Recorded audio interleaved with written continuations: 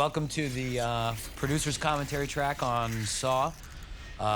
We are Twisted Pictures, as you're watching the logo by. I'm Greg Hoffman. Hi, it's Oren Kulas. And I'm Mark Berg. Oren, why don't you tell everybody about the genesis of that particular logo? Logo's awesome. There you go. Shortly after we did the titles for this film, this company went bankrupt. We weren't sure we were actually going to get the titles out, so... Did we have to pay for it? Yeah, we did. Okay, just making sure everybody got paid. I didn't know that. The title company went bankrupt? Yes. Wow. Yes, they did. Here we go.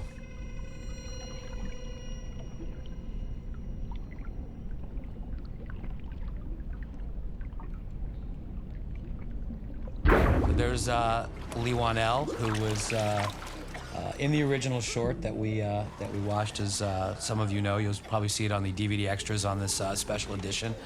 Oren, do you remember the story of how we met these guys? It was fun.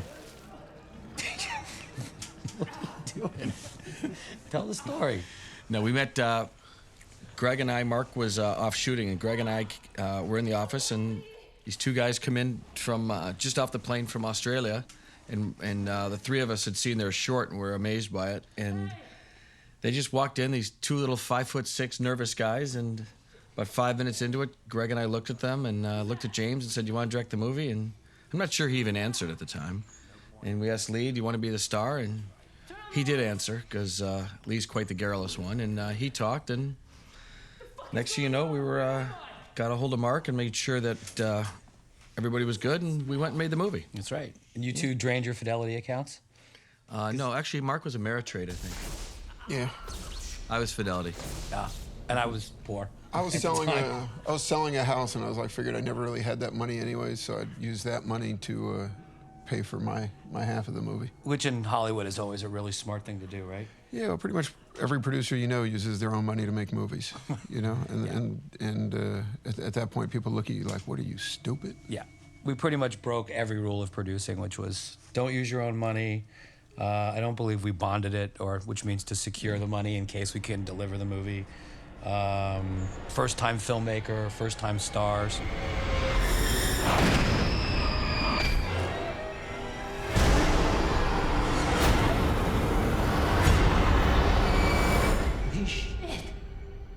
Oh, look, there's Carrie Elways. Carrie Elways.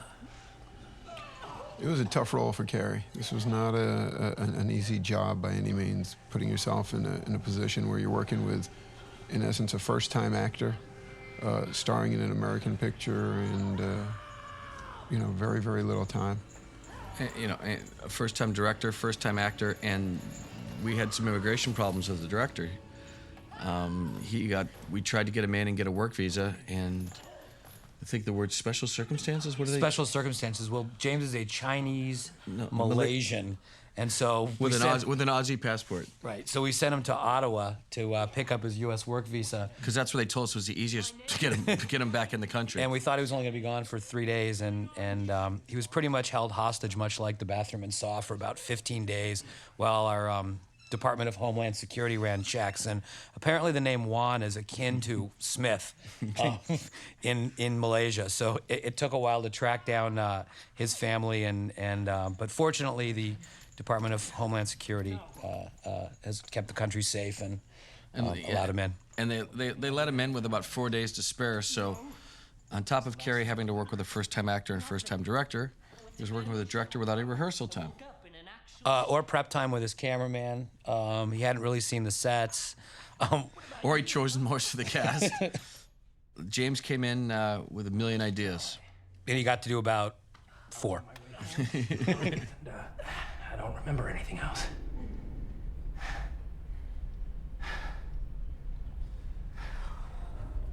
First dead body I've ever seen. Looked different in real life. You see Tobin Bell there on the floor. Tobin Bell, you know, originally it's been talked about that we actually didn't have enough money for the, we were going to use a dummy or some type of doll on the floor, and it's actually not true. We offered that to Tobin, and Tobin insisted on being on the floor for all 6 days of the shooting the bathroom scene. So I mean, he's an amazing actor, and it was just to see him. He'd go in and do about 2.5, 3 hours of makeup with Rocky in the morning, special effects makeup, and then they'd pool the blood around him, and he'd lay on the floor all day. What do you think he was thinking about, laying on the floor all day like that? I'd say your fantasies would sort of run wild. Or he's going to fire his manager. Well, actually not, because it's turned into a franchise for him, and he certainly got paid substantially more on Saw 2. Yeah, but his dedication and you know what, and his the realism, you know. So everyone that once when people see the DVD and once you realize the twist of the movie where he's up off the floor, everyone's raced back to see if there's any. Do you see him move? You see his mouth move? You see anything or breathe? But no, he was amazing. He was there on the floor for 6 straight days. Yeah, I think that added a lot to the movie. Yep. Lee Wanell was great. Lee Wanell, we shot this bathroom sequence pretty much in order, and kid was as nervous as it came day one. He realized, of course, when we put him in the cold water of the bathtub, that it probably wasn't a brilliant idea to have him be wet in a tub. And I think 5 minutes into the movie, he said, "Gee, I think on the next movie, I'm going to have it start out with the man sits in a harem with 35 women and caviar," because he had to be wet for about 6 or 7 straight days. And if you look at the sets, I mean, this was in the studios we used. This was actually their room where they the green screen room, and Julie Berghoff, basically with an account at Home Depot, built this whole place in about 2 weeks. Something like that. And she did an amazing job. Yeah, the tile that you see on the walls is actually wood that's been etched and painted. I don't know where they got that bathtub and toilet from. Those aren't real tiles? No, they're not real tiles either. Be sure you're looking on. Either on the floor or on the walls. It's all wood. It's pretty amazing to look at what production designers and the set decorators do, considering that both Mark, Greg, and I have gone through construction somewhere in the last couple of years in a house, and somehow or another to get one bathroom done in real life takes about a year, and it's double the cost. And Julie did this amazing-looking bathroom in about 2 weeks from Home Depot. Did you do Saw 2? Yes. No, she didn't. Why not? Canadian things. I hate that. But she's the production designer on James's new movie Silence. So that's the real reason why she didn't do it. 'Cause Correct. She couldn't Bigger, do both. better deal. Bigger, better deal. Well, it's typical from a girl from Chicago that wants a bigger and better deal always. Yeah. Well, we won't go into that, will we? Yeah. The bathroom set was actually located in a facility called Lacey Street Stages. Lacey Street's located at like the intersection of the 5 and 101 freeways near downtown Los Angeles. Completely soundproof, though, isn't it? Completely soundproof. It's amazing. It was. It's got a pretty interesting history. It was an old textile factory. It was a series of like 3 buildings, and I think it was in the 70s. The TV show Cagney and Lacey moved in there and shot in there the whole time. Little props to Barbara Corday. There you go. After that, it kind of fell quasi-derelict, and it was used a lot by our friendly neighborhood porn industry in California. Or rap music videos. Or rap music videos, one or the other. So it was either like, thugs or hardcore pornography. And both of which were still kind of milling around when we started shooting. yeah, the rule is like they have multiple productions in there at any time. So there's a bunch of rooms and kind of all through the facility. And sometimes you hear moaning, sometimes you hear subwoofer. And we kind of made a deal to control half of it. So there was only one day that we had sound issues because of a rap video. But it's a pretty legendary and notorious place.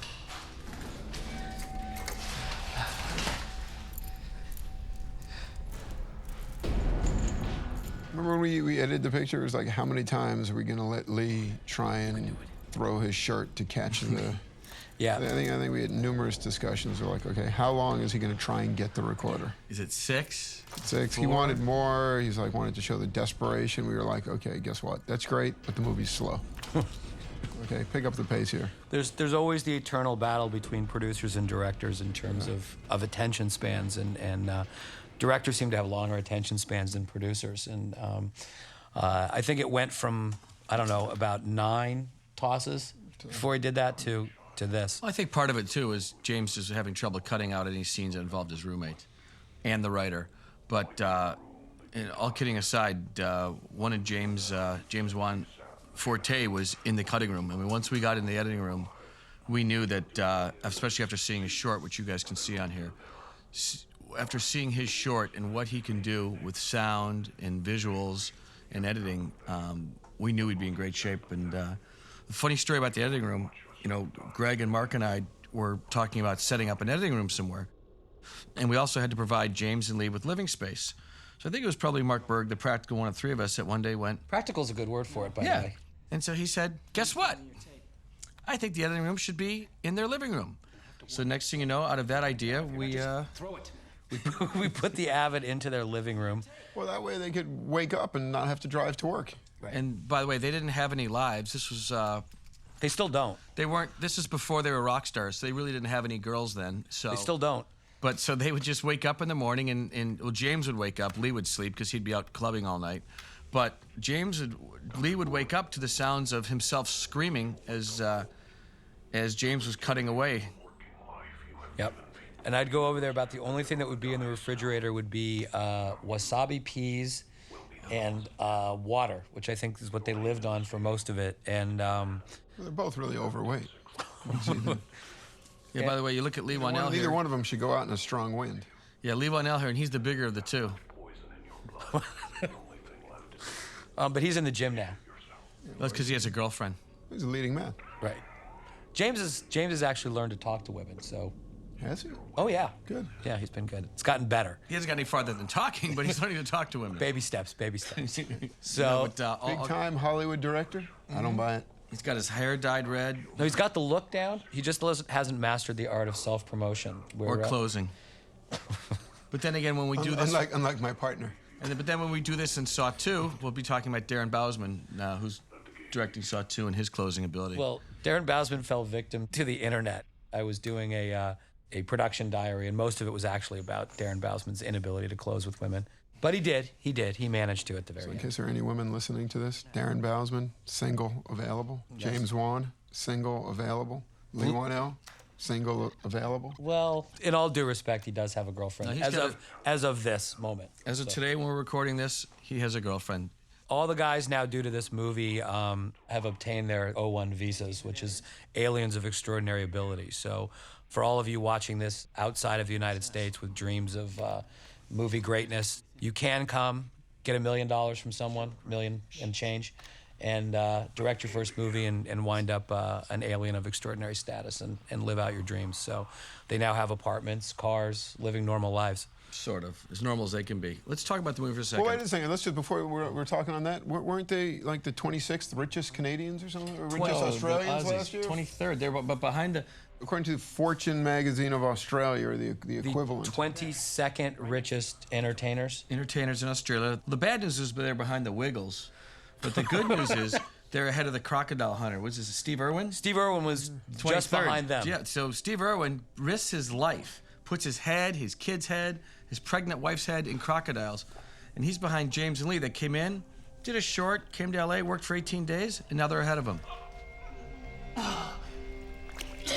I just do want you to know here that this poo mixture that he sticks his hand in is some sort of combination of food coloring and like silicone chunks and things like that. That's gross. And by the way, just so you know, do not feel sorry for anything Lee Wanell does. See, Lee Wanell wrote the script, so if he comes out wet and cold and has to stick his hand in poo and things like that, he wrote this. So please, please, women out there, do not feel sorry for him. Yeah, anybody who is considering contacting him, please realize that this script did come from the mind of Lee Wanell, and the original idea did come from the mind of James Wan. So if you find yourself alone with him, know that they have the ability to dream up That they things truly like are this. twisted people. By the way, this is Oren. That was absolutely my favorite line when after he dips his hand in the bowl, he goes to the tank part of it and says he wished he'd thought of that first.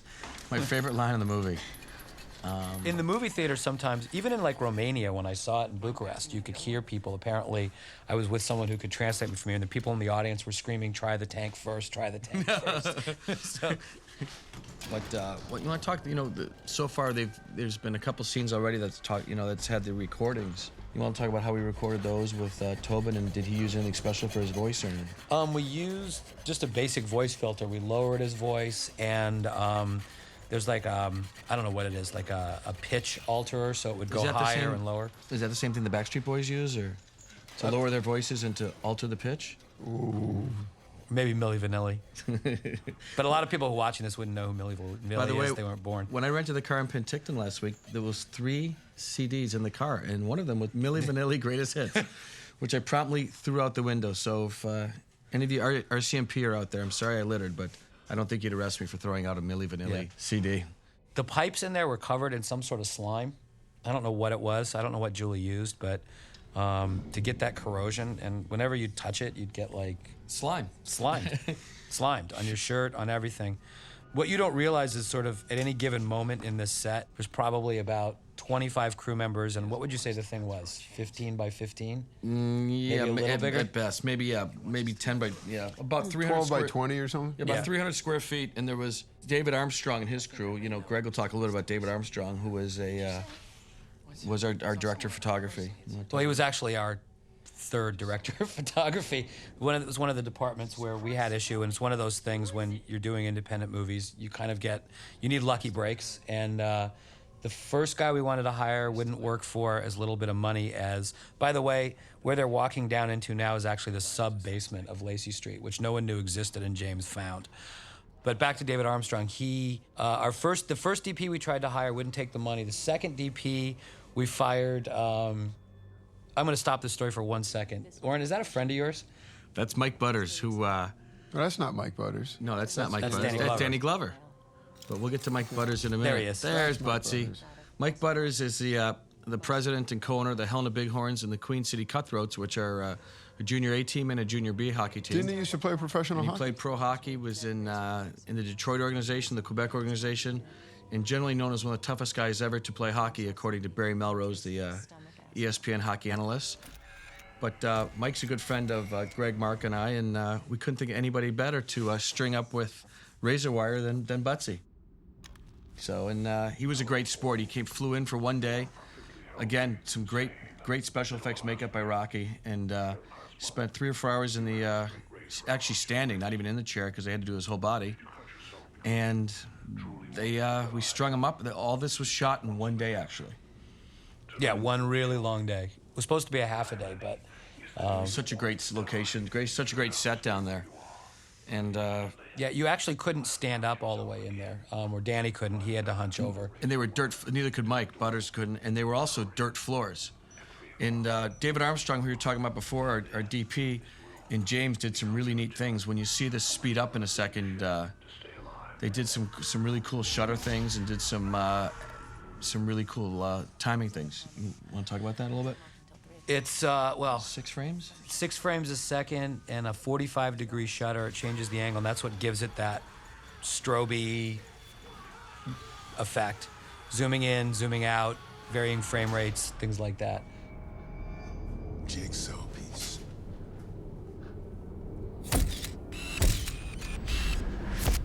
We're watching the unrated version as opposed to the theatrical release version, which I know this was one of the scenes that the MPAA, the Motion Picture Association of America, had by far the worst time with. We had to cut out all kinds of forensic photography and more of the screaming and yelling. Butsy did a fine job of it. He finds ways for his victims to kill themselves. Hello, Mark.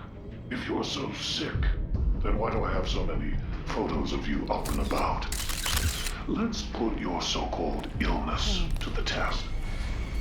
Right now, there's a slow-acting poison in your veins. The antidote is inside the safe. The combination to the safe. We'll also get to another scene where we used a friend of the production. The naked man here There he is. was our casting director, Amy Lipin's husband, now ex-husband. She saw him finally naked for the first time in this movie, and Right there, really? Wow. Right there. stone naked. He wasn't supposed to be naked, and then he wanted to be naked. Yeah, he didn't even go for the sock. No sock and Yeah. rubber It band, was huh? yeah. Nope, no sock, as you can tell in the unrated version. If you, there he is, right That's there. it. This was one of the rentals. That was one of the more expensive items that we had, which is the rental of the burn dude. Those things are expensive. Really? Yeah. And there's Dina Meyer, the lovely Dina Meyer. Yeah, who is a client of Evolution Management, which is how she came into this movie. And you'll Great job. And how did Danny Glover get in the movie? She's in the sequel as well. Yeah, Danny. Well, we'll get to Danny Glover in a second. Dina Meyer's also who plays a great role in this, is kind of we dubbed her our CSI chick. Appraising her role in the sequel. Yeah, in the sequel, she's actually has a bigger role. And then, previous to that, we just saw Danny Glover. That was Danny Glover's entrance and first scene. And Mark, you want to talk a little bit about Danny? Well, at the time, Danny Glover was also a client of Evolution, and we gave him the script and said, we're going to finance this picture. We think it's a terrific script, and we'd love for you to do it. And he said he'd love to, and met James, and they had a terrific meeting, and creatively they were on the same page. And I think Danny worked, about a week in the movie? 9 days? 9 days, 9 or 10 days. 9 days, and he did an amazing job. I don't think, ultimately some of the facilities we had were up to his level. The bathroom was about a 3-block walk, and a man of Danny's size didn't quite fit all the way into the stall. It was a very small. Danny is about, about 6'3", 6'4"? Yeah, really good guy, though. Great guy. His brother also did a great job. His brother was the video monitor person on the show, on the crew, and Marvin came in and helped us out. And he also had a DirecTV satellite that was by the way, available in a Portable. Yes, something we didn't know, and he would bring a portable. He had a C-stand with a satellite on it and a little compass, and we got to watch. It was during the playoffs, and we got to watch all the baseball playoffs when we were shooting this, thanks to Marvin. So big shout out to Marvin Glover. Shout outs. Thank you very much. Yeah. But we did, at the end of the day, just for those of you wondering, we did correct, to the best of our abilities, Mr. Glover's ability to fit into the bathroom stalls. We found him another one. Yes, which is about a 4-block walk, which he was not happy about. So a man needs his time to relax. This is yours, Doctor. Oh, we're just really happy he did the movie. No, he did an amazing job. In fact, he was really the first person to sign on. And when we would, go around to different agencies and tell them that we're doing this movie and telling them we're doing it with our own money, and they'd be like, yeah, who's in it? It was, we said, we hoped Danny would do it, and, we weren't really sure until at the end when he said yes, and everybody, all the actors were really good. I was seeing someone. Yeah. All these sets that you're seeing, with the exception of There's another Evolution client. Oh, there he is. Benito. Shout Benito out. Martinez, who's this one of the stars of The Shield, and You can't be honest with me. we asked him if he would do the movie, and he says, as long as I don't play a cop, I'll do the movie. You said, okay, you're a lawyer. Yeah, I said, you're a lawyer, and he said, great. He came down for a day and knocked it out of the park for us. I think the Shield let him off work one day, and we're like, great, we'll take you. Yeah, I think one of the great things of being a management company and production company is that, from top to bottom, you can ask people for favors, and you can sort of cherry pick who you want in some of these smaller roles, and definitely get people in the roles that you might not normally be able to. Well, that's the big benefit to shooting in Los Angeles, is that it's a lot easier to get actors to come in for a day or two or a week. And that's why we have Ken Leone right there, who we had to fly in from New York. Yeah, but it's easier to get them to come to New York, to LA, than elsewhere. And as much as I like Toronto, it's very frustrating not being able to put who you want in a movie when you want. And there's Shawnee Smith. Shawnee. Some of you recognize her all the way back to The Blob, some of the early John Hughes movies. That's right. And later on, Becker, But the CBS television series. and when you're listening to this, a lot of you will realize Saw 2 will be out by then, and Miss Shawnee has she has a little bit of a reprise in Saw 2, since she's the only one that makes it out alive. She got to come back. Yeah, she did get to come back.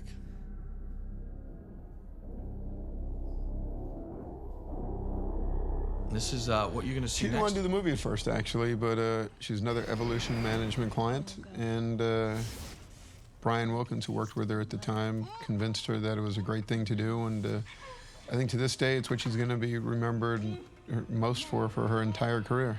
Well, it's Up funny. till now. She came in and did what was it? This was about a half a day of work. She had 104-degree fever. She was sick as a dog. She never wanted to do it in the first place. She wound up being the poster of the movie. Exactly. Got a substantially larger role in the second movie, and there you go. This head trap scene you're seeing, actually, you'll realize is the original scene that James and Lee did for their short, and they did an amazing job in that scene. It was actually in the short that's on this DVD. It's Lee that's wearing that head trap, and the head trap that Lee's wearing is actually a real cast iron head trap, the one that Tom Bellissimo made for our movie was made out of aluminum, and so it's about 20% as heavy. But in the short that you can see, Lee is actually wearing a real cast iron head trap piece. The doll that you see there on the TV set was a paper mache doll that James Wan made for the short, and we actually used the same one for the movie that they brought over from Australia. Yeah, I think he was more expensive to get over here than James was. Yeah, well, it was fragile, it was falling apart, but we figured let's keep the same one. Yeah, in the second film, we were able to upgrade to actual remote control. The eyes moved, the mouth moved, and Animatronic, yeah. Animatronic puppet. And James was bitter. He was sort of like, why did I have to use my cheap puppet? And for Darren Bousman, you got a remote control puppet. Actually, 2 of them. Yeah, Where are those James is a remote little bitter. control He would come puppets? by. He would come to the Saw 2 set and see some of the tricks and toys that he didn't have, and would sometimes just walk away muttering. But it's all Johnny good. nailed this. All this in half a day's work. This is great. And there's a really interesting scene coming up, isn't there, where she actually, you'll see in a second. Well, but interesting. Back to James and Darren Bousman and James have Who's become that on the friends. I'm Who's talking that on the about, floor? right, Who's that on the floor? Oh, hang on, looking trim and slim. Wow. Low budget there movie. he is. It's Oren Koulis doing his producer's cameo right there. I want you to see. Look how flat that stomach is. Oh yeah, nice. Nice. Did you shave that stomach before you? No trim on that one. No number 1. Because we know he's big on that. This is Shawnee getting back at her managers for putting her into this role and making her wear a headpiece with 104-degree fever. Oh, Olivier. Wait here. Here comes my loop. I actually had to. I looped Oren in post production to get the appropriate amount of grunting? fear and grunting. Yeah. Why did you make me do this? Why? Oh, so much. Oren, you get paid for that? No, I actually was did I think the right thing, and I didn't take a credit for it and didn't apply for it. So I, all of the anyone that's in this movie, your SAG residuals are I think 1/13 more because of me. Because they weren't reduced by Oren. Beautiful. Just making sure. Yeah. That was actually shot, I think, What is that red about stuff in her hand 4 right weeks. there? That's What is that? actual Is that another chicken? pig and cow entrails. No, they those close-ups were actually shot about 3 or 4 weeks after we shot this. We did some inserts, and I think James and Lee went down to Chinatown in Los Angeles, and went to a couple of the butchers there and asked for anything that they didn't use, and wound up with that stomach and those intestines and things like that. Again, you know, you probably just finished watching the unrated version and saw there was about 3 or 4 more shots of the intestines and things like that. This was another spot where the MPA kind of had a field day on us, and we had to cut out not only the number of entrail shots, but we also had to cut out the number of stabs, the number of times Shawnee stabbed Oren, and also the sound, because not only was there the sort of watermelon scrunching sound, but there was also the sound of knife hitting backbone that we put in there too, and They didn't like that. they didn't like it so much. And in case you're wondering how we got this little tricycle out there, it's called fishing line. Number 6 monofilament. Which we use a lot. Yes. Sometimes we go up to an 8-pound test if we think it's appropriate, but usually we're using a 6-pound test. What kind of fish would you be able to catch on a 6 or 8 pound test? Nice trout or anything? Nice trout, maybe largemouth bass if you know, if you're having some fun. I wouldn't know about that. I don't fish. Oren's quite the fisherman. Yes, I like to fish very much. He's sort of the outdoorsman of the 3 of us. Sort of. Sort of. What sort of hobbies do you have, Mark? Watching Oren fish. You can see Danny Glover here with not wearing a tie. That was a look he wanted to go with, that detective look, and that was his call not to wear a tie. That's a cool shot. Yep. That's David Fincher called James. He wants his shot back, but it's okay. Oh man. And here's Lee contemplating, what the hell did I do? This is about day 5 of being 6 days in the bathroom.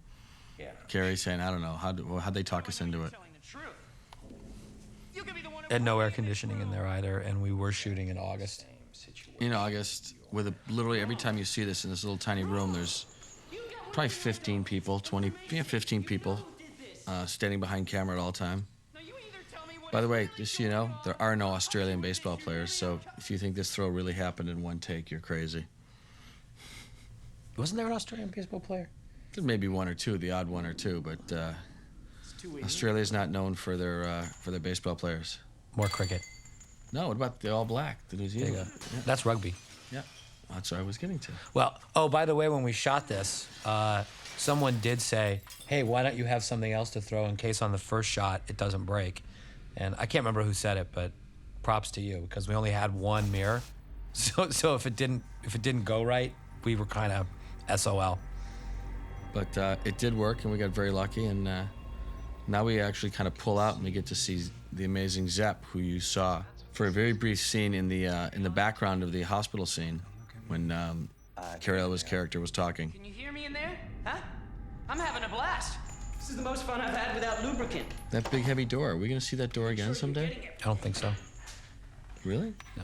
Okay, then I guess we'll never see it again. That's not gonna do anything. They don't use it in any other movies, huh? Okay. Just wanna Too bad we didn't keep this set. It was a great set. Well, that's why we can't cut through these But I chains. think that That's why set we was won't probably break torn the down about glass. 4 days later and Every possible back to being used in Like Snoop Dogg video. No, man, Biz Marquis coming back. to overcome something you have Biz Marquis. Like that, pull There that you one go. right Pulled out. that one out of nowhere. You're dating yourself. That's okay. The tape told us to find an X. That X has to be somewhere in this room. Help me find it. How can you be the calm doctor guy when your wife and kid are out there? He's got them too. He could be doing anything. Clock idea. Remember we kept having kind of discussions about how many times we should show a clock to show the passage of time. We really wanted to make sure the audience understood how what the exact time frame was from I said to my daughter. from when they're abducted till when the movie ends, and there was a lot of discussions about that in post. This little girl is probably one of the most amazing actresses I think I've ever worked with in my life. Mackenzie Vega. She's from the Vega family, Lexi Vega from this Three Spy. the Spy Kids movies and Slumber Party, whatever that movie She said was something called. else I saw where she was great. But, at. She had a great, great attitude. Her mom was great working with. She had a tutor there full time, and she was an absolute pro. But we were all scared to death of different scenes. She just marched through them like nothing.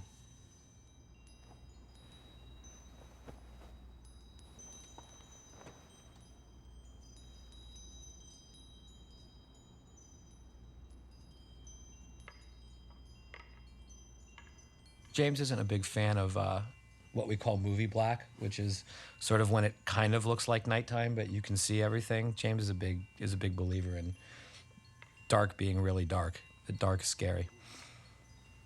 So, That's the ugliest thing I've ever seen, but yep. Berghoff's gonna lose a point for that clock, by the way. Julie, if we're keeping track, you just lost a point. But this is an amazing scene. This is a scene that really starts scaring people.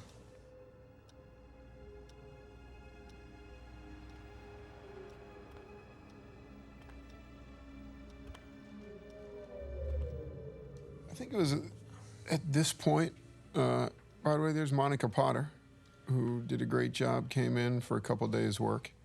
And we were fortunate in that Carrie Elwes, Monica, and Danny Glover were all at the same talent agency. yep.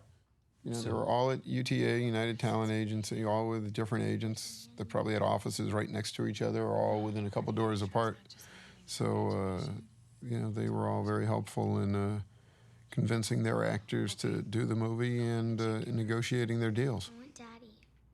He'll get the scary man. I think it was right around this point that Lionsgate started calling and had heard about the film and wanted to come down to the set, and could they see it? Could they get involved? Did they want us to, they were interested in financing the movie. And at this point, we'd made the decision that we would do it ourselves. We'd already started, we'd already committed the money, and Peter Block and Jason Constantine really came at us really, really strong, wanting, I'm done. to do a deal for the picture. And we were like, not just yet, soon. We decided to go into business with them because of their enthusiasm for the project. He's the bad man. Now can you go to sleep? Yeah, we actually, we started conversations with him about Now. It was right around this point. And It was right. then- We'd already shot the bathroom scene. We had a little bit of footage to show, and we started having talks with him. We were like, well, in case we do get involved, why don't you send somebody down and let's do the making of, where we had to, we did some interviews and stuff like that. But we still had not done a deal. And we didn't for quite a while, did we? Well, part of it was Peter Block was very distracted because the Boston Red Sox were going deep into the playoffs at that point. It wasn't the year they won; it was the year before. But since they were going deep in the playoffs, getting a hold of Peter was hard. In between him staring at Johnny Damon's hair, it was just tough to get a hold of him. Right. So sometimes we'd rely on Jason just to communicate between us and Peter what we wanted to do. And then when Boston lost, he was in mourning for a week or two, and next thing you know, we'd wrap the movie and. And then we were like, at that point, we were like, let's play it out. We've kind of already committed the money. I'd already figured I'd lost it. I was already pissed at my partner for convincing me to do it. And I was like, okay, screw it. Let's just keep rolling with it. Hey, did you like the film the first time you saw it, Mark? Do you remember that first cut of the movie? I don't like any movies, first cut Yeah. of movies. That's- Not this picture. I've yet to make, I think I've produced now close to 30 movies, 28, 30 movies. And it's always that first cut that you look at and you say, okay, I know there's a movie in there, but where? And you kind of look at it, it's 2.5 hours long. And I give Greg Hoffman big credit for going in there and working with James and really putting the movie together. I loved the script and knew we had a good movie. It's just hard to sometimes to envision things in the first stage of what's going to end up. You don't ever anticipate that a director's going to kind of go at a cut, and cut it the way James has cut it, with the pacing, with the energy, with how the horror sequences, are cut. There's also huge props go out to Charlie Clouser. Charlie Clouser's known in the not only the LA scene, but the complete, the nationwide music scene, as a musician and as a producer with 9 Inch Nails and bands like that. And Charlie came onto the movie. He came over to Evolution one day, and we asked him to see the movie, and he came out and he watched it by himself in a lounge at Evolution, and he came out and literally just said, "I need a minute." So we thought, well, we either really did a bad job or a good job, and he came out and kind of pulled his hair and had a cigarette and said, "I'm in." How'd Charlie Clouser get involved? Who was the first person to bring it to his attention, or how did Well, it was interesting. We knew that we wanted a real industrial soundtrack, and sort of the interesting thing is I think both Oren and Mark and myself all have different relationships in the music business in different ways. All of us have been, peripherally, if not directly involved in the music business, and we knew we wanted it, and so we started going after people like, Al Jorgensen of Ministry or Trent Reznor from 9 Inch Nails, some of the more obvious legends of industrial rock. And when we started Maynard, right? When we started talking about Trent, the lawyer who actually wound up signing James and Lee, David Fox, said, "Hey, there's a guy over here who does all our music business stuff, who represents the guy who was the keyboard player and remixer, and he's." Almost a connect to all the names that Greg had mentioned. He's really a connection to all of them, including in a lot of LA bands like Helmet like that. Manson, all that stuff. They all had the common denominator, and a lot of them was they all know Charlie and all have worked with Charlie along the way between mixes and producing. And so through Mime and Abel, we ended up hooking up with Charlie Clouser, and it was.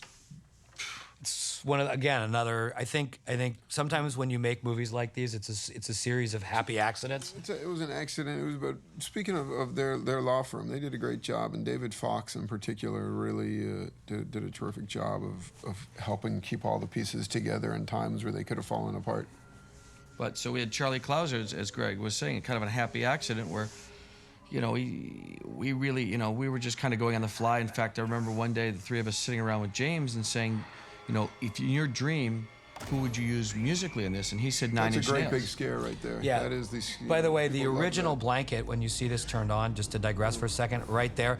Originally, I think someone wanted to put him in a blanket that had like stars and moons and hearts and clovers or something on it, and didn't go over his whole body. It only went over his like head or shoulders or something like that. And sometimes people wonder, like, what does a producer do when he's on the set? Well, what he does is sort of, when things like that happen, go in and say, no. Go get a long big blanket and cover him up so it doesn't look stupid. You know, you're starting to hear all the different things. We put up money. We helped cast the movie.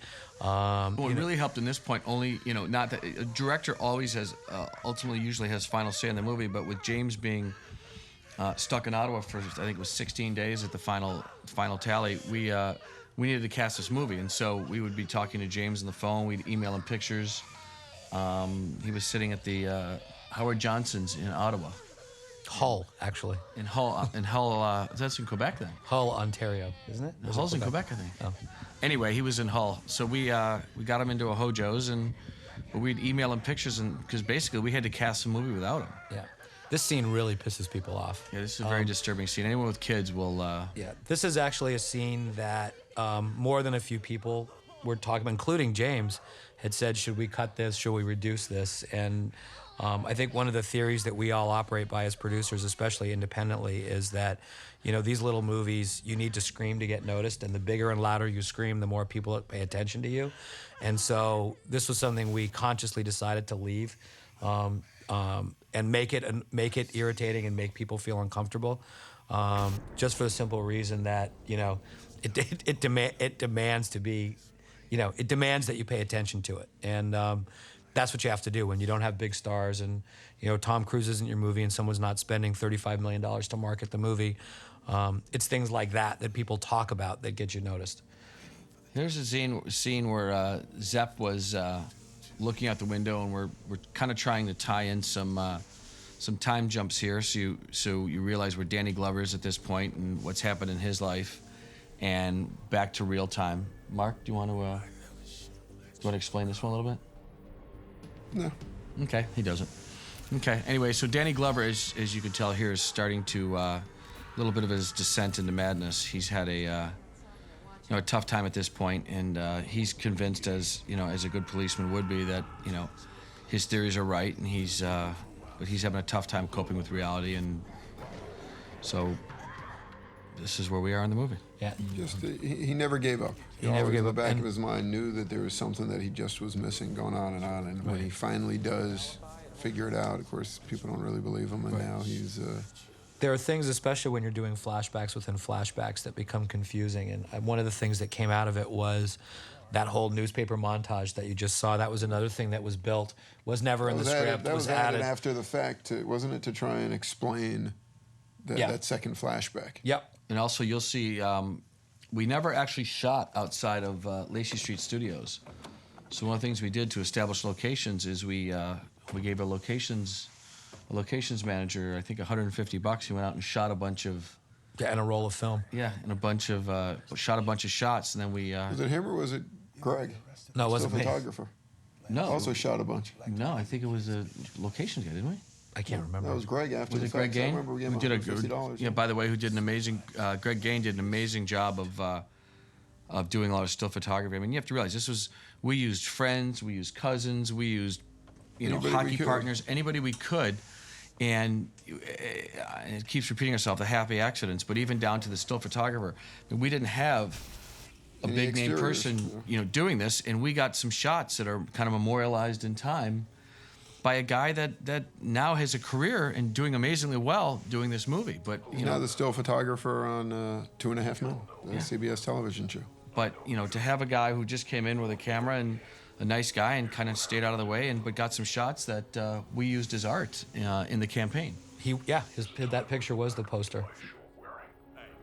There's a great shot of Carol Elliott on the floor reaching out, and it's a shot that Greg got that I know all the marketing people at Lionsgate loved the actual materials they had and used it as a big part of the campaign. Right. So again, you go back and you just keep talking about, What a producer what does. a producer does. So we've got money, we've got casting, we basically, put friends together. I would say on the set, this job was also to, to hire people that made sure that the movie got done, and also to sort of just make sure nothing creatively got overlooked. One person we have to give a massive, evolution shout out to is Dan Hefner, who has got the kind of horrible job of being what's called line producer on a movie. The line producer basically deals with all the nuts and bolts and like little tiny details that producers like us don't want to deal with and don't care about. Well, it's making sure the trucks show up, the crew shows up, the problems, the headaches, the payroll, the Well, he didn't have to worry- locations, He didn't have to worry about the trucks, though. well, not on this show, but he had to We make didn't sure have the trucks. equipment was there. But, This could be one of the only feature films, I would venture to say the only feature film of the last 5 years that was shot without any Teamsters, without any drivers. let And this alone isn't, we love our Teamsters brothers and use them and everything. It was just, we dumped everything at a location and 3 weeks later had everything picked up. So obviously it was literally just all shot on one big place, one big studio. one stage in 18 days.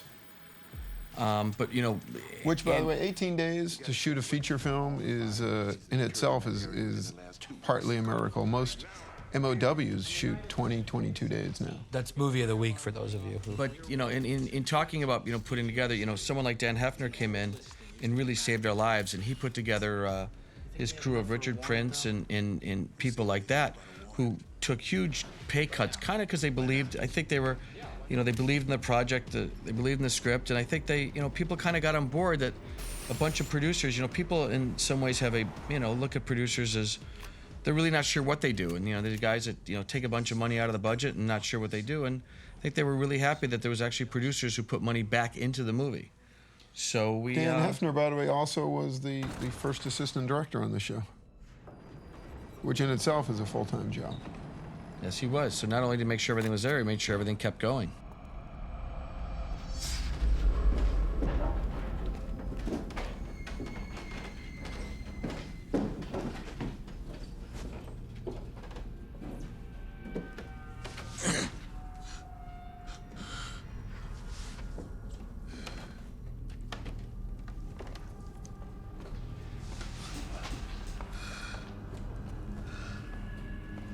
At what point, Greg and Mark, we should talk about the sequel a little bit, just, and not in details, but when did you start really thinking about sequel, Mark?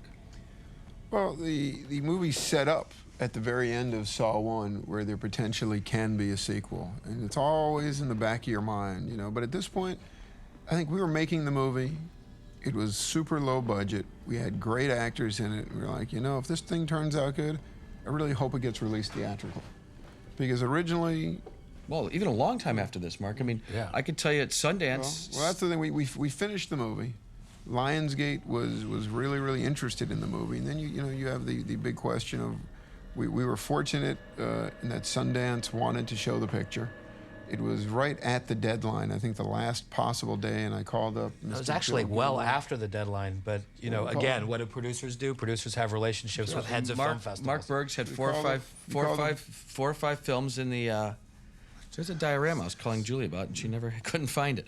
Anyway, we Mark Berg, the relationship he had is, Mark called Jeff Gilmore, and Jeff basically said it was kind of after the deadline, and Mark said, "Listen, we did something with our own money. I think it's really special." I got on my knees and begged, and Jeff said, "Okay, send it directly to me. Here's my home address." We sent it to him, I think, on a Friday, and on Monday he called up and said, "Okay, you're in," and he thought that it should be a midnight showing. Which Yeah, it was we really agreed. his advice. I mean, Mark, Yeah. I think because I was sitting in your office at the time, you said, well, "What should we do?" And he said, "I think to generate the best buzz with this type of film, let me throw it at midnight. You'll get the most raucous crowds, and the most fun and the most bang for your buck." So we ended up throwing.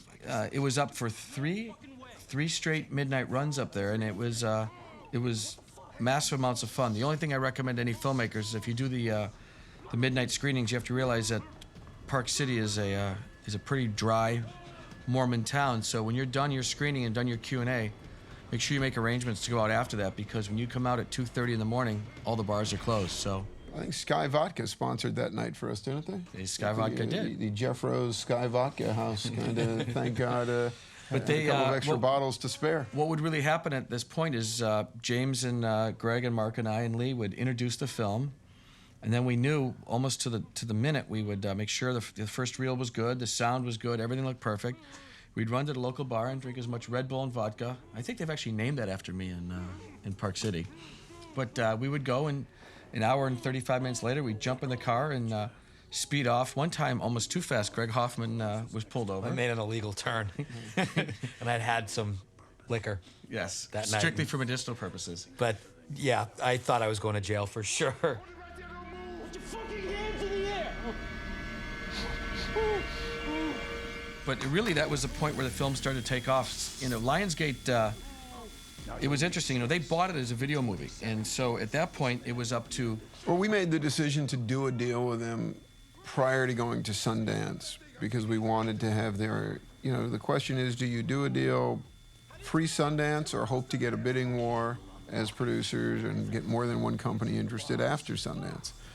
But since we really believed in the picture, we weren't looking for anybody to put up any, you know, cash advance. We wanted somebody to distribute the picture at this point, and we would take the bulk of it. It was also a big help to go to Sundance With the marketing with department. Lionsgate's marketing and publicity people. I mean, they did a great job. I mean, we did a deal basically the week before, so we went there without a poster, without anything. But they set up press for the actors and for James, and they did a great job. It was a great help to have them through, and they especially the actors did a lot of interviews, and as well as James, and you know, we got through Sundance. And after Sundance, it was really at the point we had to, you know, they had to make a decision whether this movie was going to go straight to video or release it theatrically, because in releasing it theatrically, it costs a lot of money to build a campaign. And what they did was they decided, and very fairly, to test the movie. And we went out to Chatsworth President's Day weekend, which is about a month after Sundance, and tested the movie. And it tested so well that they wanted to test it again. So Then we went to Vegas. So we went to Vegas, and it tested. Tim Palin was there, Yeah, and it tested higher. And slightly then higher. And in fact, we went back up, and we actually went upstairs in the theater, and they were compiling all the scores. And Tim Palin got Tom Ortenberg on the phone, and who's the president of theatrical distribution. And in fact, I think they were on their Blackberries back then. Lionsgate has their own brand of Blackberries. And they were going back and forth with Pete Block and Tom Ortenberg. And Tim, which was a huge backer and created the campaigns for this, said, we're going for it. And it was pretty exciting for Mark, Greg, and I. We went back to a place called Carmel in the Bellagio and celebrated until they threw us out. But you know, talking about Tim Palin, I mean, you know, in fact, we recognized it and the fans recognized it, but He was the first executive at Lionsgate to really see the movie, believe in it, and see what it could be. I mean, he Pete created- Block and Jason were giant believers, but it's hard to get any studio film company, which, you know, Lionsgate now is, to get the machinery geared up for a little baby movie.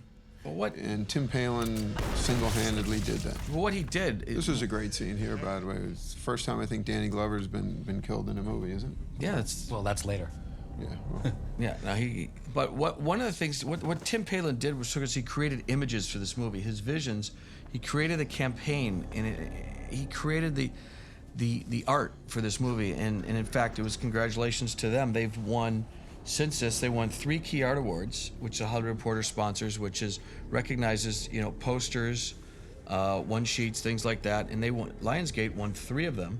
And then and then just a couple weeks ago at the big video conferences, the Video Box and something else won 2 more. So it's you know, Chayla Johnson, Tim Palin, John Hageman, and all the people there that work there have done a great job of creating images, not just the movie, but creating images that are, as marketing tools will, you know, kind of brand this movie. And they've done a great job with that.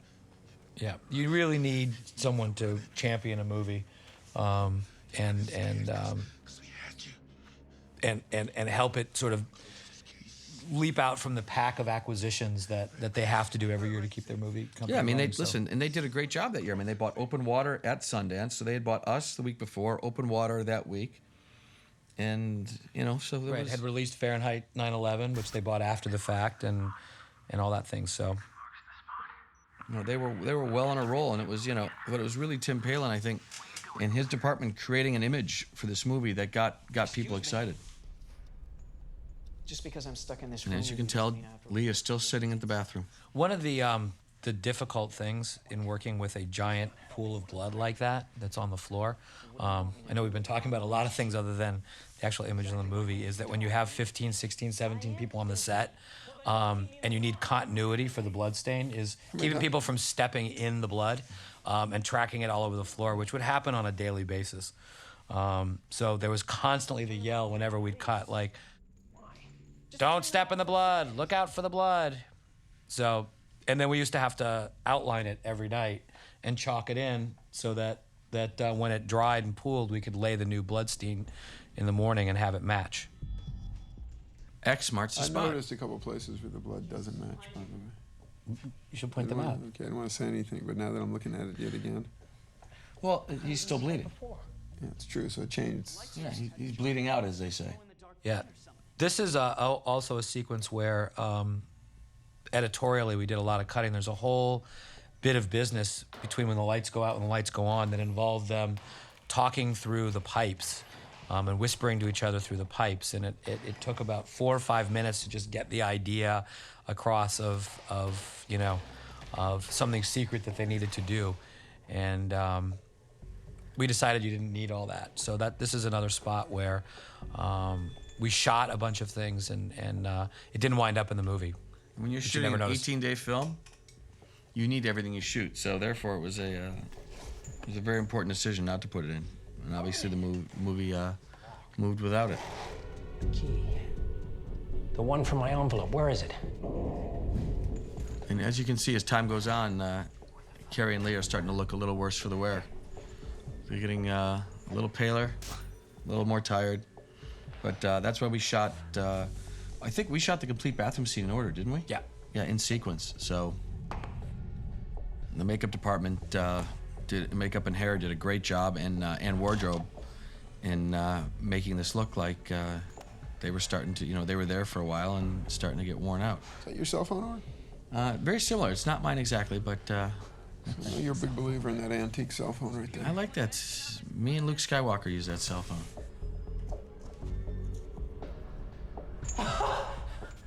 That second most beautiful invention. Seeing Lee's face when that sees that cigarette just brings a chuckle to her.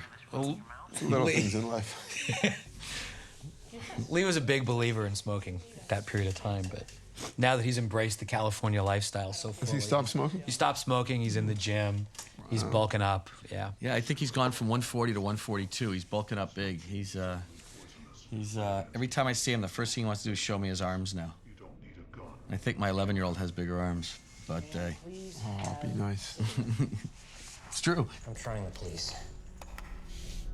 So yeah, it's pretty great for the That's only because you have the only 11-year-old in the country working out with a private trainer.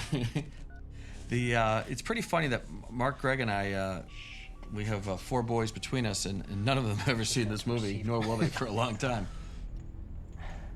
Mark has made some great films for kids, and so has Greg. This has happened before.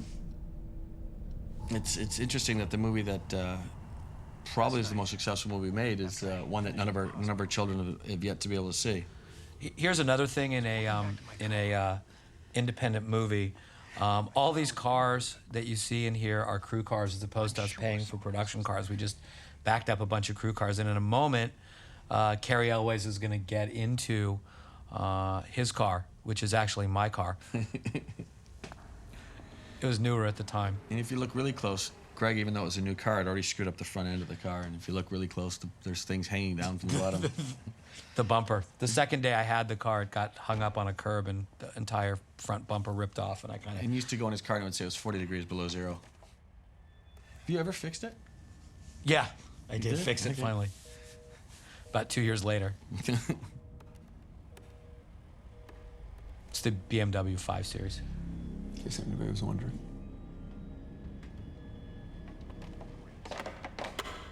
And yes, if you're wondering, this is not in a parking lot. This is just in another part of the studio where they had a ramp, and we would just roll all the cars up there. And Got a couple round mirrors, we didn't have transpo. couple signs. So we didn't have transpo, so we all kind of got them up in there and lined them up and made it look like a parking lot. Actually, it's not much bigger than the parking The garage. total budget of this movie was probably less than the food budget for most studio movies.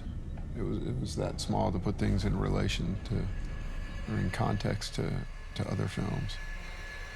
Well, to put it in context, as I said, that the second movie that James is shooting, Silence, which Universal is paying for, is nearly 20 times The size of this movie. the size of this movie. And that's a small movie by studio standards. Oh, it's well below the average of studio movies. I mean, I think the studio average budget now is like $60 million. Silence, which we're shooting with James, is 21 million. Who cares? It worked. And as any director will tell you, he still doesn't have enough days, doesn't have enough time. Still complaining. 18 days isn't enough. If you've heard his commentary, I think he complained about that. I shot the movie in 18 days. 18 days. Just like that over and over again. How many does he have in Silence? 40? 40. And it's still not enough. And I'm sure his I next can't shoot this movie in 40 days. and I'm sure his next movie will be 60, 70 days. Stabbed me with a rusty It still won't be enough. that. I didn't tell you that my last girlfriend, who was a feminist vegan punk, broke up with me because she thought I was too angry. I haven't told you that one of my toenails is slightly... Just stop it. You knew to turn off these lights.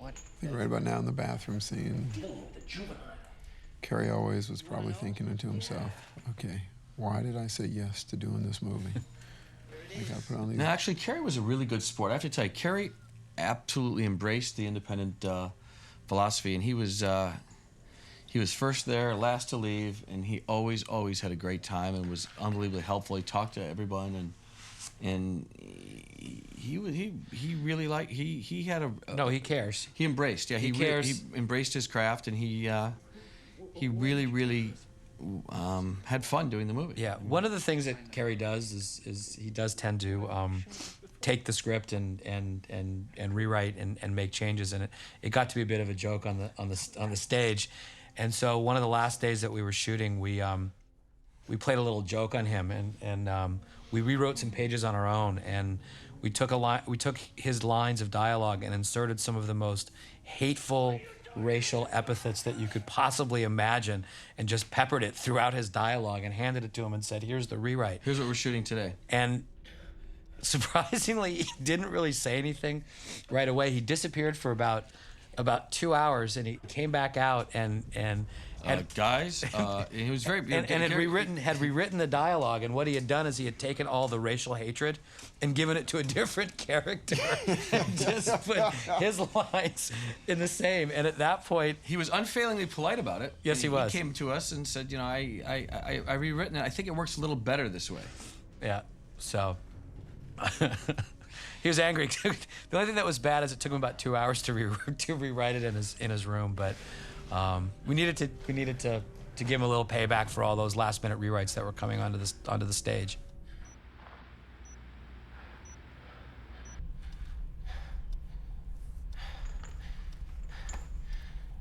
At this point, Kerry has quite the junk collection all around him. He has the box, he has the phone, he has a bunch of notes. That's another one, keeping track of all that stuff, where it is, make sure it doesn't move around the floor. What the hell are you doing? And That's the job of continuity, and our continuity girl was quite popular on the set, Jillian. But again, you know, friends and neighbors is my cousin's girlfriend. she did a great job. We got lucky, and I know that's probably a theme going through this. Is we brought a lot of people into the into key roles, and everyone we just got lucky. Everybody worked out, whether it be a friend's girlfriend, whether it be a cousin, whether it be somebody. Everyone pulled their weight. There were no weak links. You know, a movie is only really, and a movie crew is truly only as good as the weakest link of the crew, of the cast, of the people involved. Yeah, we were very fortunate. It's truly a team effort to put But I think something like this together. A lot of that goes to Richard Prince and Dan Hefner. Oh, who, without a doubt. Dan Hefner and Richard pulled all this together in a giant way. Yeah, they pulled a team together of you know, most people you haven't heard of. Their resumes weren't the, you know, weren't. Everybody was kind of stepping it up to the next level. A lot of people we gave the opportunity to. I mean, how many features had David Armstrong shot before this? He'd shot a couple of really small features. And I just actually found out last night when we were driving, when we landed in town, that he did Saw 2 for us, which he did an amazing job, and he has now got his first studio feature. So we're really happy to say that we kind of gave him his first. Wow, so that means we won't be able to afford David Armstrong anymore. And the same Exactly. thing, and the same thing, and the same thing with Julie Berghoff. Yeah. Julie Berghoff just went on, and Kevin Greutert, who was the editor, was actually I knew him as the first assistant editor on George of the Jungle 2, and I think Meet the Deedles and all sorts of stuff. I had just known him from my past, and we needed an editor, and he had actually cut a gag reel that was probably the greatest gag reel for a film that I've ever seen. And so when we needed an editor that would work for $1.95 a day, who was looking for a little more than that. But he did a great job, and he did Saw 2, and now he's on to. I'm sure Yeah. he'll be on to big studio movies after this. so Yeah, well, I mean, his job on Saw 2 was tremendous, and so we really, you know, there's a lot of people that have benefited either directly or indirectly from this movie. So, So what do you think the funniest thing that happened on the set in the making of this movie? Any kind of. I don't remember. It was fun, you know, in 18 days. There's not Not a lot of fun. Not that it wasn't fun. We had a lot of fun making this movie, and then everyone pulled their weight. But you know, it wasn't. It was work. I mean, This was big, but you know, the good thing about doing bigger movies and smaller movies is sometimes you can get people who you've given work to on larger movies to come in and do you a favor.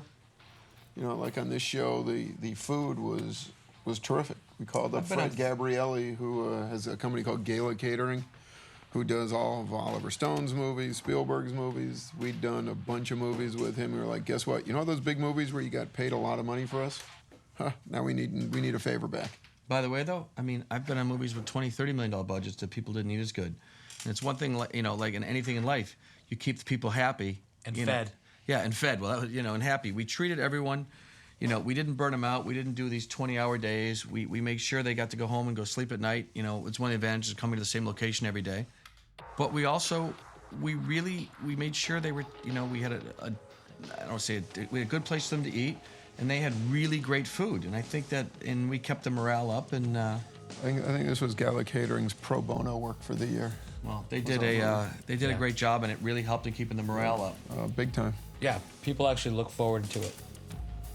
And you know, it's, you know, as a producer, you have to have things like that. I mean, when you want to become a producer, you got to think of what makes people happy. What you know, there's so many things that, you know, producers, such a wide, you know, there's a wide variety of tasks. And you know, when things are perfect, you're actually not doing anything. But if you're not doing anything, it means you've put together and assembled a great team of people, and you found a great story, found, you know, great filmmakers to work with, and you know, I guess when you're doing nothing, it means you've put the whole thing together correctly. And you know, with you know, guys like Dan Hefner, Greg had worked with him once or twice before, and you know, Greg recommended him, and without him, we would have been dead. And you know, it's part of being a producer, is, you know, having a partner like Greg who came in and said, "This is the guy that's going to run this movie for us." So, as we're looking over movie Black, I'm not even sure where we are for this second. We're about to do that flashlight, the flash camera Okay. sequence. Someone there? You know, it's really funny. These are one of those scenes where, as we were shooting it on the day, I was like, this is never going to work. This is never going to get a scare. People are going to know that the guy's in the closet.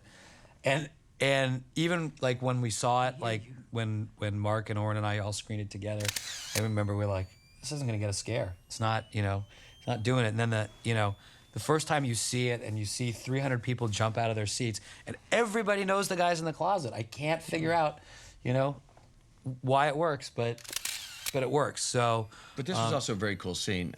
This is reminiscent of what? There's a movie that James always talked about. I'm blanking on it. But anyway, it was a very ingenious thing to use in the movie, Lee was a photographer, and to have a camera like this was cool. Yeah, but I swear, man, there's things that Look at him swing a bat. That you think- That's an Aussie swinging a bat, by the way. It's not an American. By the way, that bat, it's in my office. In case anybody was wondering. they What do you think the dolls would go for on eBay? the original. The original doll from Saw 1. I think we should put it on eBay. Put on eBay. Why not? Put it to charity. Exactly. Let's do that. Yeah, no, people keep putting everything else on eBay. They have fake T-shirts. We didn't, by the way, anyone out there, we never had crew T-shirts. So stop So buying. if you bought a crew T-shirt, it's a fake yeah. on eBay. We've tried I to emailed the person who faked them, but Yeah, no, there's Saw T-shirts, Saw crew Least you T-shirts. could do is send us a couple, you know? There's Saw film crew T-shirts always for sale on eBay, and we didn't have crew T-shirts. We never really thought it was a movie that would need T-shirts. Once again, Greg's brilliant idea to show the time lapse. We a lot of inserts of the clock to just shoot the clock every hour on the hour. show how this day went. I'm trying to think. Some of the other, like, you know, there's a scene coming up they'll talk about where, you know, one of the things about having Aussies is they have this idea of Americans and their guns, and I'll wait till we get there to talk about that. Daddy, is that you? It's a very tough scene for a father to do. You know, your child's in jeopardy, and I think Carrie pulled it off very well. Don't worry, honey. Everything's gonna be okay. Where's Mommy? She's Once here again. with me. This was actually the first movie that the three of us produced together, From my room right? here. I think. Yeah. Um, Oren and Mark had, well, you guys can talk about the origin of evolution and No, but you know, we will. We'll get there. But I mean, seeing Mackenzie do this was amazing. This is this little girl, is happy-go-lucky, going to do her math homework with a little tutor, and all of a sudden coming out and just killing a scene. I mean, it was something to be believed. And yeah, and we're all huddled around her going, "Are you okay, sweetie? Are you okay, sweetie?" And she's like, "Yeah, I'm Yeah, fine." And she- she'd turn it on, she'd turn it on and turn it off. She goes, "I need just a second." And then she'd work up this like howling fear, and we cut, and everybody go, "Are you okay, baby?" And she'd be walk like, away she'd going, be like, "Yeah, let's go Can to-" you guys just untie me so I can go play? yeah, exactly. You know, Greg, Mark, and I are all fathers, and so it was, you know, like most people, you'd want to. We literally almost ran to her at the end of a take, but I think she was just fine. And Monica came in. I think she did 4 days and did a great job, very convincing job as Carrie's wife. Hello? I just saw her the other day. I watched Con Air. She was great. If you so much as lay a finger Isn't she doing a TV series now? Boston Public, Boston Legal? Boston Legal. Isn't she having her fourth kid? Is she really? Third. I think she has 2 now. She had I don't either know. 3 or 4. Whatever it is, Monica, congratulations. Yeah. okay? Very productive woman. Yeah, she works and has children. My wife, she, Yeah. For those of you out there going like listening to us and saying like, I could do a better job than these guys and all this stuff. The only advice I can give you is material. Believe in your material. Be passionate for your material. Be aware of what the marketplace is. You know, I think one of the advantages we have over a lot of people, you know, this would normally be someone's first-time production, first-time director, first-time producer. You know, most producers don't go back and do $1 million movies after you've done studio movies. I mean, between the 3 of us, I don't know how many, 40, As 50 executives films. or Between producers, executives and we have producers, probably 50, 60. 50, 60 credits at least. And with the smallest one, probably, you know, I mean, there's a couple small budget ones, but I mean, the average budget on those is probably $20, $30 million. So to have 3 guys with that kind of experience come back and do $1 million movie, it was a little bit of a challenge for us because it was, you know, because it was kind of one of those things where you always say, oh, if it was my money, I'd do this. Or if it was mine, I would do that. And so for Greg, Mark, and myself, we went back and we kind of, for us, was a little bit of we put the gauntlet down ourselves and said, guess what? We're going to put our money in. Let's see what kind of movie we can go make. Yeah, but you know, just believe in your material. The talent will come. You know, you're hearing from a lot of us. We called in favors from this person. We own a management company and this and that. And yes, that's a very big advantage. But keep fighting. It's not the first time I've done it. Those more Greg Gain pictures being thrown around? Taking pictures of Yeah, you for a few I think days. so. A couple little quick snapshots.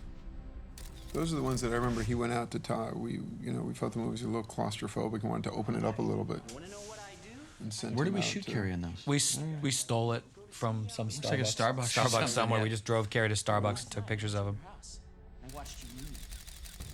That's in the back of Lacey Street. All the way to that shitbag hotel. This is where Carrie's a bad boy.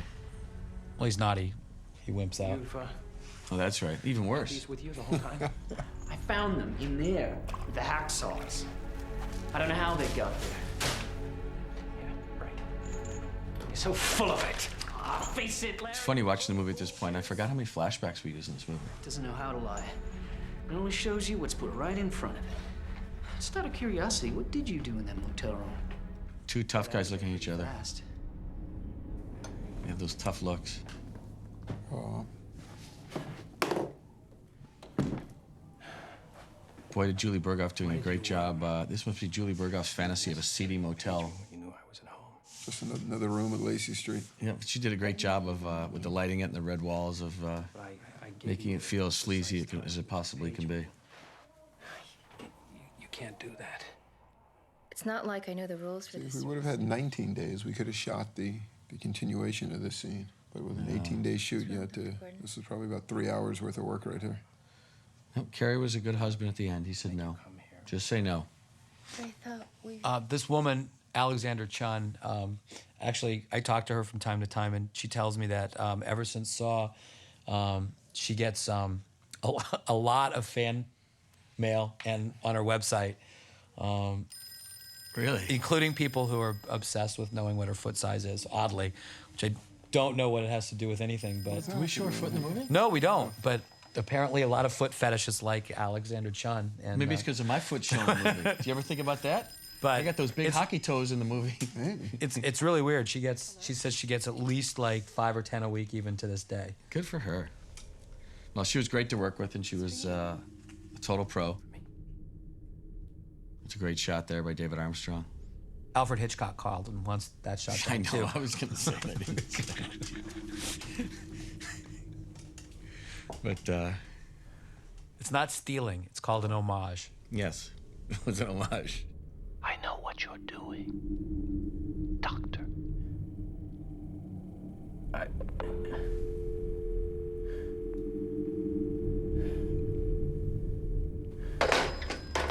Carrie has that look of guilt right now. I have to go. What happened? I gotta go. Back to our glorious, our beautiful underground parking lot.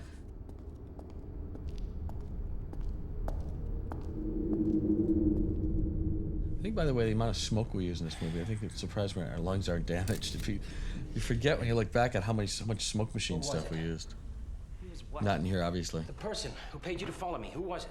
Yeah, James Wan loves his smoke machine, loves his fog machine. I known I was gonna end up here. Does he continue that onto silence? Yep. Yeah. Yep, I've been breathing it in for 25 days now. What I saw was you get into your car, that's it. I didn't ask your name, I didn't know who you were.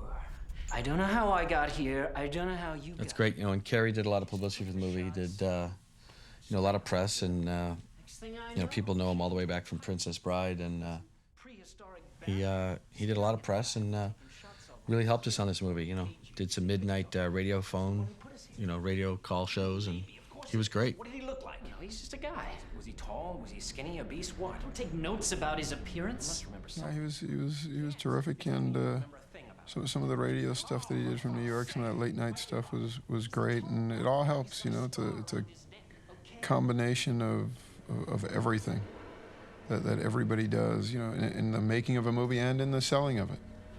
You know, what a lot of people say is to actors is they don't get paid to act; they get paid to promote. Detective Tapp. Whoa. Well, he did a great Guy job. who paid me to take these photos. Yeah, the movie was originally supposed to be released, I believe it was like September 15th. September 17th. Of that year. And it's interesting to think like what would have happened if it had been released on that date, because Was it Ladder 49? Ladder 49. Got it was very gonna- crowded those dates, and John Hageman and Tom Ortenberg. Well, John Hageman had just come to Lionsgate. He was newly put in as I guess, or just hired as the president of marketing and distribution. He'd come from Revolution, and at Revolution they had a film called The Forgotten there with Julianne Moore, and that was somewhere in the mix of these dates. And But before that, he was at Artisan and did the campaign for one of the guys from Blair Witch. for Blair Witch. But- He put together the whole internet marketing campaign for Blair Witch. Then he went to Revolution because of that, did his 2 years, and then got hired and came back here. But I was- And it was his idea to push it to, because to of the Halloween Forgotten. weekend. He had created the campaign for the Forgotten before he took the job at Lionsgate, and was just concerned that it had a good buzz, and he wanted us to kind of stay away from that. And so Tom Ortenberg and John called Greg, Mark, and I one day, and we got on the phone, and they wanted to move to Halloween. And that's what they do. They've done a great job. We were anxious at first just to have the movie released. Yeah, We were it was like, why are certain- we, Why are we waiting? Why are we waiting? And Well, the trailer had already been out for a long time. We were afraid, does it look odd if you push it back, yet again? Or people then say, oh, what are they afraid of? Halloween usually is not a huge weekend, but that weekend, Halloween turned out to be a very good weekend. I mean, Ray came out and had an amazing run. And what else was out that weekend? There was something else. Because it was the only weekend, one of the people who love statistics, it was the only weekend in the history of movies that a different movie was #1 on a Friday, a different movie was #1 on a Saturday, and a different movie was #1 on a Sunday. Ray was one of the nights, we were one of the nights, and I could not recall what the third film was. Anyway, there was 3 films the weekend we opened, and all 3 were #1 on a different night. And Ray obviously turned out great for everyone involved, and Jamie Foxx won an Academy Award for it. So it was great for them. They hit a different market than we did, and Halloween, which should generally be considered a dead weekend, we all with Ray and our movie kind of changed that perception a little bit. Besides your wife and daughter. yeah, it was again. It's a happy accident. We were supposed to be the 17th, and we moved to October 1st, and then we moved to Halloween because John Hageman wanted to turn it into an event, and that's exactly what happened. The only thing it did Let's that not was forget the Howard Stern oh amputee god, beauty pageant, oh my god. which people still talking about. I mentioned Saw. Half the people say, oh yeah, the Howard Stern beauty pageant. Howard and Gary Delabate, his producer, and the people at Lionsgate came up with an amputee beauty pageant, which was very successful for them and very successful for us. And without Howard and Gary's support, they did a great job of supporting the movie. And by the time a lot of you be listening to this, Howard will be on Sirius, on satellite radio, and Not the first of the year, but soon. yeah, and see how much fun he has with that. It'll be interesting. Another clock. Here we go. Well, this is the point in the movie where Starts rolling. you start rolling, you come back in, you start watching the audience.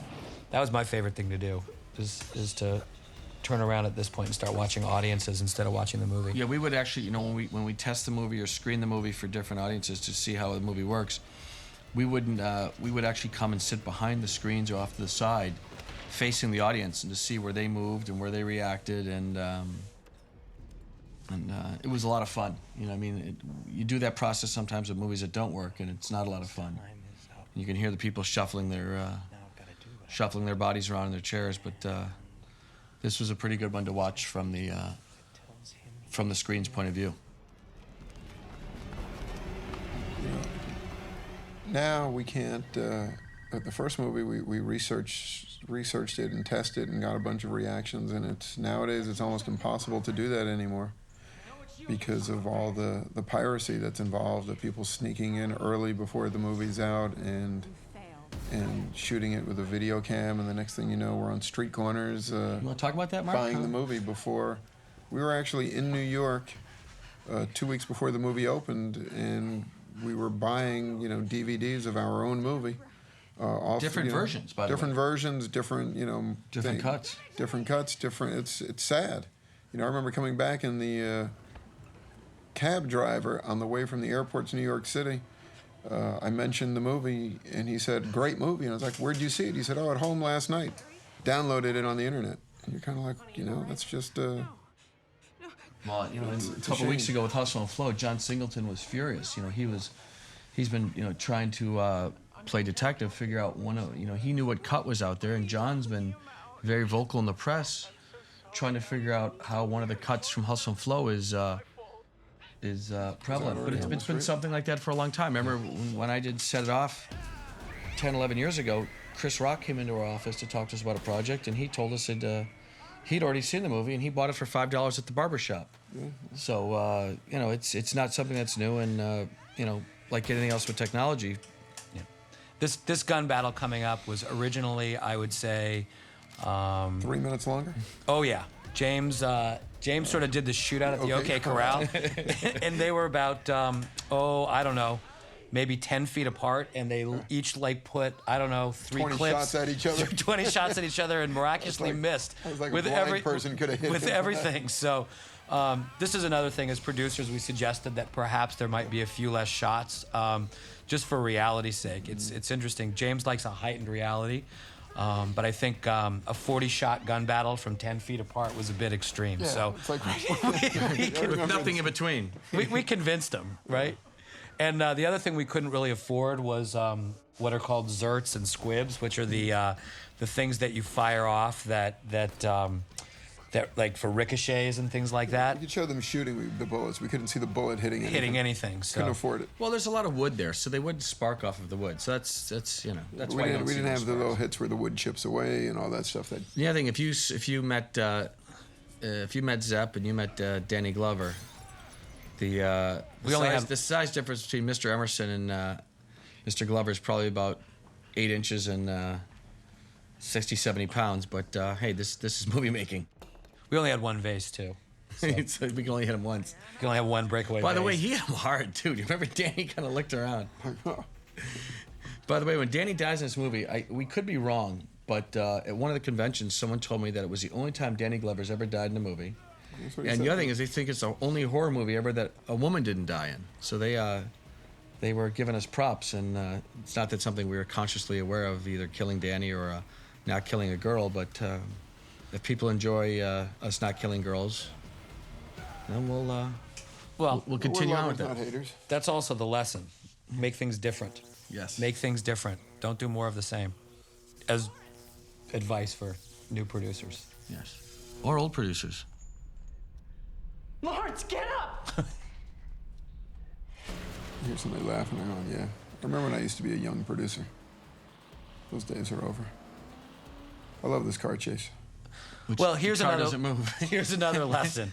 Here's another lesson, which was the movie couldn't be about a car chase. And I think James had originally boarded something that resembled Michael Bay's car chase from The Rock? The Rock, yeah. and at that point, it wasn't really about the car chase, and so really that car chase was. The cars never moved. That was just frame rates and shutter rates and zooming in and out. And a little PMP. A little poor man's process. Poor man's process, which is the process by which you move lights and shake the car to make it seem like it's moving, and a lot of smoke in the background, so you couldn't tell that we were on a stage. And presto, instant car chase. And it's also like, let's get through it. We don't need to stop for. Well, it's not really what the movie is about. I mean, when you see some of those movies with great car chases, I remember going to see Ronin. I mean, that's what you came to see. That you wanted to see a scene like that. That's not what people expected out of this movie. So we made the decision, rather than try to do a horrible short car chase, let's just do what we did. And again, that wasn't boarded, that wasn't anything. It was James came up with it on the day, and it was effective.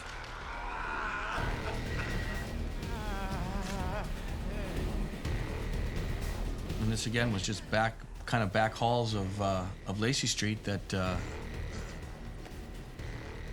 Julie and her gang dressed, and with fake pipes and a bunch of fake gunk they used to spray everywhere. I don't know what the hell Yeah, that if you was. look, you can see on some of these shots, not in this one, but some of the walls aren't really even walls, but they're black tarp that had been painted with some texture to look like walls.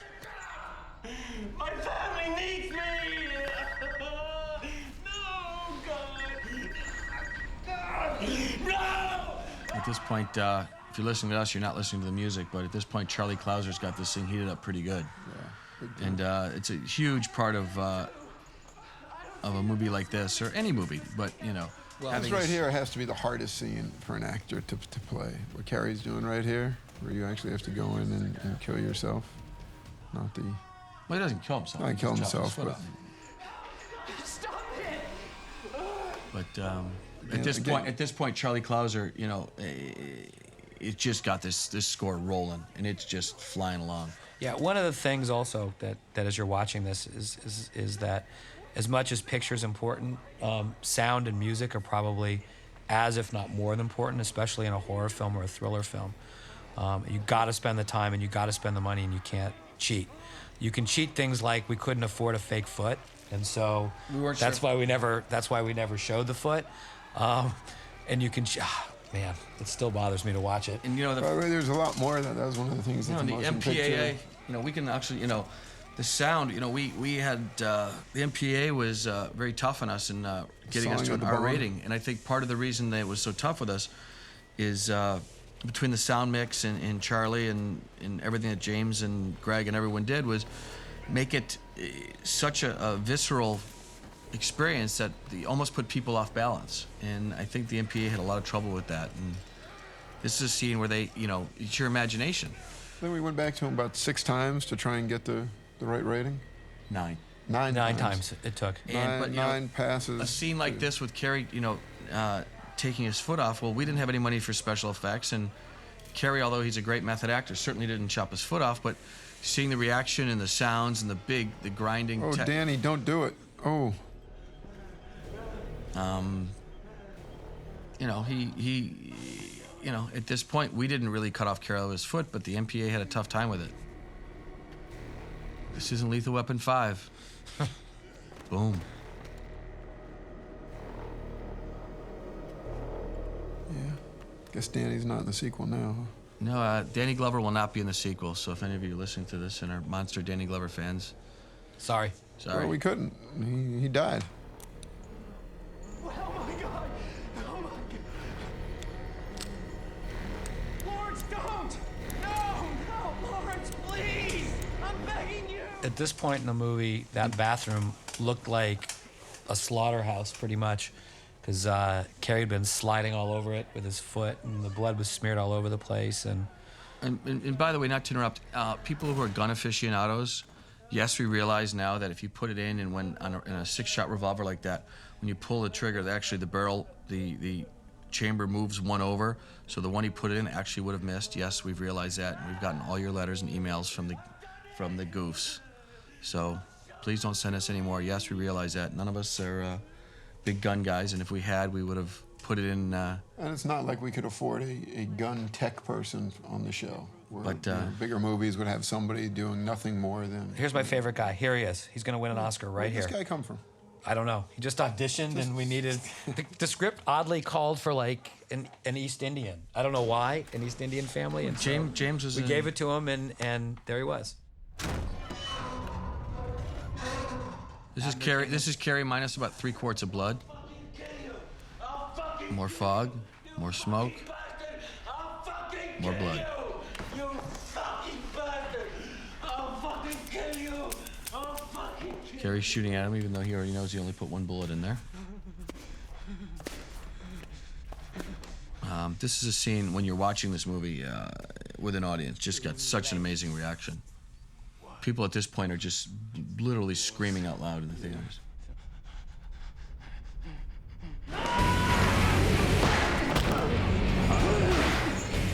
This is also shot with, how do we crank it like that to make it? The same thing, 23 frames and it was a different 45-degree shutter. And guys remember Gladiator. Yeah, Gladiator's the one they did. Ridley did an amazing job in creating this reality. And see, and this was the thing. Like the MPAA had no problem with him bludgeoning him that many times. Like of all the things he didn't pick on. Yeah, they're buddies now. He shot him a minute ago, but now they're buddies. You're gonna be all right. But makeup department again doing a great job of showing Carrie minus a couple of quarts of blood.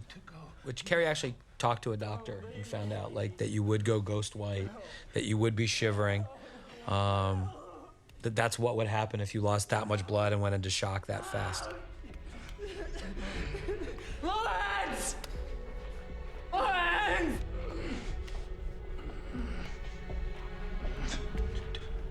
Don't worry.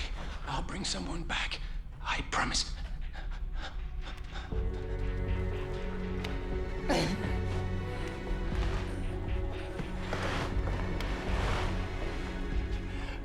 At this point, I know you mentioned before, but at this point now, with Carrie especially crawling out of there, this whole, and Zepp lying there dead, this whole trying to keep the continuity on this day was almost impossible with that much blood and that many things happening in this room. It was, well, we basically just kept everyone out of it, other than the people that had to be there.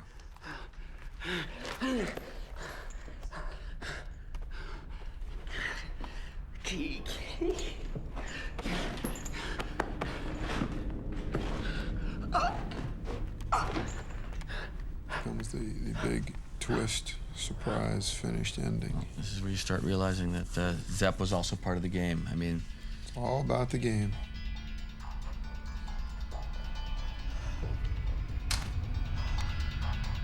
Hello, Mr. Hindle. once again, if Getting caught up in it. I know. Sorry, we're all watching it. the movie. Zepp. So in 1 minute, you basically see the entire movie. You're like, wait a second. There's a slow-acting poison coursing through your system, which only I have the antidote. Will you murder a mother and her child to save yourself? This wasn't written either. This was also just something James came up with in the editing room. This whole idea of all these massive flashbacks and things like that. I'm sure on their commentary they mentioned that at this point we were so far behind and it was so late that this is the one and only take of Jigsaw's reveal, that we never did it again. This was it. It was one moment and we moved on and, you know, prayed that the film didn't get screwed up in the lab and that nothing went wrong, and it didn't. But this is pretty much as it happened, and it's all pretty much... Tobin Bell going, finally. Yeah. It's a great reveal of Tobin. Big prop out to Rocky. My son would come to set and sit and have lunch with Tobin. They liked each other, and it was kind of odd to sit there and watch him like have lunch with a guy with a massive head wound, covered in blood. Key to that chain is in the bathtub.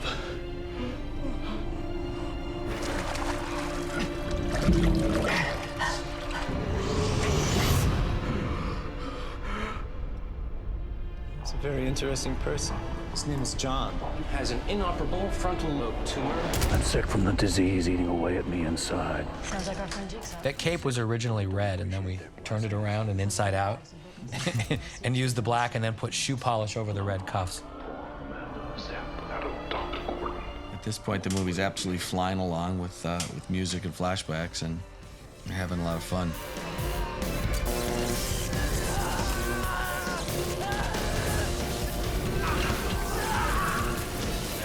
These are actually pretty much single frame edits. It all has to be done optically.